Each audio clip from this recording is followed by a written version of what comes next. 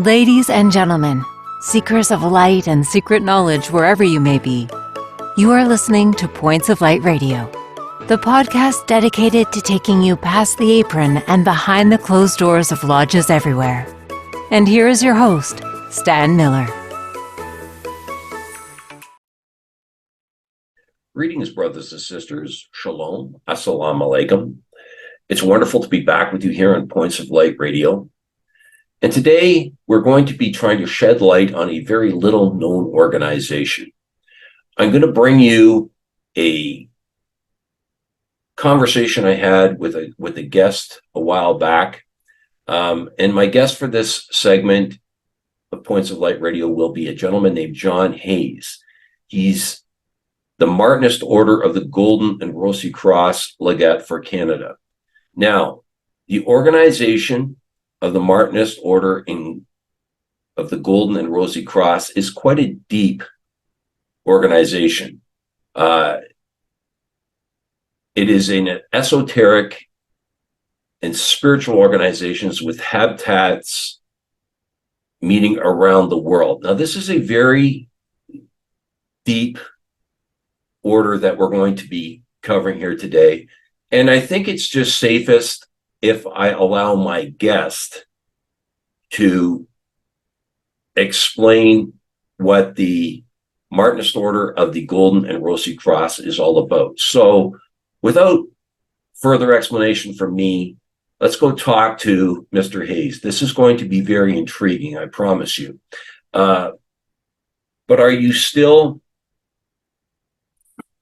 searching for the light?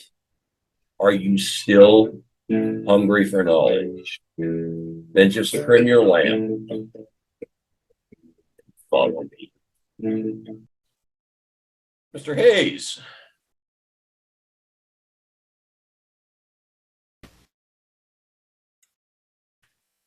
Mr. Hayes, welcome to Points of Light Radio.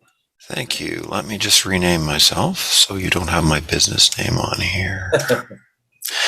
Because it just popped up. I didn't realize. There you go. How are you doing, Stan? How are you? Very good, thank you. And like I said, welcome to Points of Light Radio. It's wonderful to have you here and shedding some light on this interesting organization you're part of. Thank you. And as I understand it now, that interesting organization is the Martinist Order of the Golden and Rosy+Cross. Yes. And first of all, why don't you tell my listeners and viewers about yourself? About me? Well, gosh, I've lived in Edmonton for most of my life, so I've worked in the city and traveled a fair bit and became a Freemason about 25 years ago now, in one of the basic craft lodges. Followed up that with joining a number of other Masonic and quasi-Masonic organizations, as Masons often do. And from there, I was introduced to Martinism through a friend. So a friend came to me about 10 years ago and said, "You should join this. It's great." And I said, "No, I'm in so many organizations. I'm thinking of getting out of some of them anyway, and have." And he said, "Okay, fine."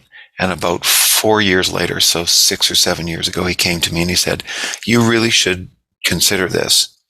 Here's a book called The Way of the Heart, I believe, and read it, think about it, and if you have to, drop a couple of things because this will be more satisfying for you." And so I read it over and talked to him a bit and decided to join. One of the interesting things is it doesn't require a Masonic background, so it's open to non-Masons, just sincere seekers, and it's open to both men and women. Okay. And what exactly does the Martinist Order of the Golden and Rosy+Cross do? Well, Martinism is maybe explain how it came about, I think. So back in the 18th century, it was invented and developed out of Masonry in France. by Louis-Claude de Saint-Martin and several others. And it's named after Louis-Claude de Saint-Martin, Martinism. And then from that, it became a individual initiatic organization. So it differs significantly from most of the other initiatic organizations in that an initiation takes place between an initiator and a candidate in Martinism, as opposed to a lodge or a group of men and women or mix, and one or more candidates. It's an individual one-to-one relationship. And so that's different. And then finally, it has been carried on through an initiatic tradition of handing down the connectivity or the genealogy of members. So I can say that the person who brought me into Martinism, you go back kind of through the family tree. It goes back to Louis-Claude de Saint-Martin without fail. Okay, now let's talk about Martinism. What exactly is it? It's a form of Christian initiatic and esoteric personal experience. So what it is we as Martinists are working to become more integrated with the divine. It's in a sense, what it is the goal of Martinists is to it's formed of a number of groups, and it's based on the philosophy of Saint-Martin. The focus is to develop our conceptual connection of man's divine origin, and to be honest, the importance of kind of regaining or returning to this state of spiritual guidance through personal work, study, and hopefully reaching a level of some kind of comfort and stasis, maybe even illumination if you're particularly fortunate. Each of the Martinist groups has its own interpretation and focus on how exactly one would achieve this. And so ours is one of a fairly traditional way of doing it, while at the same time being quite modern in the sense that we are we're technologically competent, I suppose would be a way of putting it. We're not running around in robes in woods. We're open to reaching out to people like you, Stan, through the internet and discussing things. We're not closed, and any serious seeker who approaches us, his or her approach is treated with the solemnity and the sincerity and the honesty that it deserves. So now I'll go through one of the goals of the organization. I see that you strive to support and open the path of the Martinist way of the heart to each and every true seeker, and firmly underline the importance of fundamental tenets of Martinism without desiring to create anything that might create a hierarchical structure beyond what is needed for the great work that we are all enjoined to accomplish. So see, what I get from that is you don't have a degree system? No, that isn't quite true. What it is we don't have a gigantic bureaucratic kind of cumbersome Grand Lodge system. We don't have we have a relatively small and dynamic group of leaders, and then what we have is within each area we have a leader or two or three who try to facilitate the growth of others. So one of the things we do is we have some lessons that are taught in a series of ceremonies or degrees. So They are degrees in a sense, but again, they're not degrees in the same sense that they're not a play put on by dozens of people or a few people even. They are they are often individual associations or initiation where one is dealt with by one person. So the ceremony would be, for example, if you were to ask, not suggesting it, just saying it as an example, it would be you and one person. There may be others there, but it isn't a team thing. So if you go into a lodge, I don't think it's any secret that Masonic degrees involve a series of different people putting it on. There's a master and the wardens and so what you have is possibly 10 or 15 participants. Martinism is not like that. It's an individual path for you, Stan, and you only. And it's facilitated by someone who associates you with the organization, initiates you, and can instruct you on the teachings of Martinism. And the goal is not for you to become a dogmatic repeater like a Martinist fundamentalist. That's not the goal. The goal is for you to learn what Martinism has and then use those as tools to build your personal relationship with the divine, whatever that may be for you. It's kind of vague in some ways because largely it's because I'm not talking about a structure. I'm talking about a relationship of you and the people who bring you in and your attempts to become better integrated with the divine. Okay. Now, you do have degrees though, right?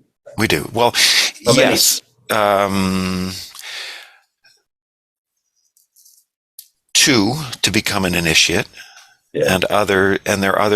There's other steps beyond that to become what we call unknown superiors and things like that. But to be honest, I don't know. Honestly, I'm not sure how many degrees there are because I only go up to the ones I've received. Okay, and everybody's experience is going to be a bit different in this. This is probably from what you're saying, is everybody's going to have a different experience in this. And in a way, presented to the individual in an individual way. They can understand. Well, no, it's actually it's the ceremony is specific. The words are the same. The actual ceremony as practiced is pretty much exactly the same as it was when it was written down in the 19th century, presumably based on what was done prior. So the ceremony is specific. The relationship is what is dynamic, if you want to put it that way. But the ceremony is specific and has been followed by all Martinists, more or less. Now, Martinism is divided into dozens, at least, of various kind of groups, because one of the things is that one person can associate another. So, Stan, if I wanted to just go off and start bringing in Martinists, I could. I have a legitimate genealogical connection to my predecessors. So I have that lineage, as it's called. I can, if I do it properly, and make you a Martinist, and then we would be our own little Martinist group. We could be our little Grand Lodge of two until we brought more people in. And that's happened a fair bit because, by definition, people are interested in doing it their own way. And it's too bad in some ways. And it kind of cuts across the idea that Martinism wants to reintegrate us into the divine. We're dividing rather than integrating as a group. But the Martinist Order of the Golden Rosy+Cross, and I can't speak for its hierarchical leadership, the Grand Master, for example, I can't speak for that person. But what I can do is say that it isn't really developed along the lines of a Grand Lodge or something like that. If that makes sense. Very organic. It does sound very organic from what you're telling me. I think it is. I think it's organic, and I think it's also, in a lot of ways, has an authenticity that comes from the fact that we speak from the heart. We speak honestly and openly. And one of the core things that Martinists are taught right at the beginning is that they are to be open and honest in their interactions. And because unless you know yourself and unless you're candid and kind of you lay yourself bare, you're not able to grow and develop as a person quite as quickly or as effectively. So the idea is to do that. Okay, so but where do you meet then? Do you meet in lodges, or do you rent space from someone to meet in places, or?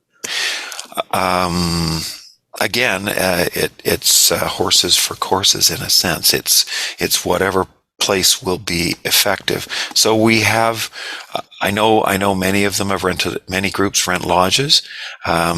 Many have done it in heptad masters' houses. Okay. It's just, again, if you were to ask and I were to say, sure, I'll initiate you. It could be you and me in my living room. There's a level of intimacy and privacy there, but at the same time, it could also be you and me and 50 people in a lodge. It would kind of depend on what I thought would be the most effective thing, and also, after I got to know what you were interested in, it would be a case of, do you find this interesting? Once I got to know you a little bit, I would say this would be the way it would work really well for Stan. And one of the people who brought me in told me that he's a member of a lot of Masonic groups, and he's seen a lot of degrees, hundreds probably. and he said the association ceremony for Martinism is the only one that moves him every time he sees it or does it. Okay. And it is an emotional connection rather than, if you go into one of the organizations like Rosicrucianism, it's very intellectual. It's about papers and debate, discussion. It has grades, a number of things. Martinism is much the other way. I'm not saying it's not intellectual, but it's about feeling. It's about caring. It's about a bond between you and your conception of what the divine is. Okay. But is that what drew you then to the Martinist Order, or no? Well, one thing is I trusted my friend's judgment. He was a good friend and is a good friend, and he said that it's something I would enjoy and find of value. So that drew me. In a more external way, what happened is I read up on it. I looked up a few things online, as we all do, and we do it all the time. I mean, it's how I think we explore these organizations now, is to go on and look up the gardeners or whichever one is interesting. And so I looked it up and I thought, this sounds really, really remarkable in a lot of ways. And so when I was given the opportunity to associate as a Martinist, I traveled and did it. Okay. And I know I've heard it said, like from many of my guests in the various different fraternal organizations, that you learn a lot about yourself as you go through the degree system and as you go through the various ceremonies and things like that. What have you learned? I've learned a fair bit. It has, as I said, I'm a member of a number of other Masonic groups too, and in a lot of ways, Martinism has filled the gaps that Masonry didn't fill for me. I've learned how to be a leader, but at the same time, how to be gentle in the way one leads. And that's been very useful.